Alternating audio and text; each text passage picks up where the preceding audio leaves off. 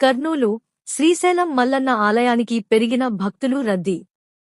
వరుసగా సెలవులు రావడం, విద్యాసంస్థలు ప్రారంభం కానుండడంతో పోటెత్తిన భక్తులు. స్వామి అమ్మవార్లకు మొక్కులు తీర్చుకునేందుకు దర్శనానికి బారులు తీరిన భక్తులు. భక్తుల రద్దీ దృష్ట్యా శని, ఆది సోమవారాలలో ఆర్జిత అభిషేకాలు, కుంకుమార్చనలు నిలుపుదల. ఉచిత, శీఘ్ర దర్శనాలకు పోటెత్తిన భక్తులు.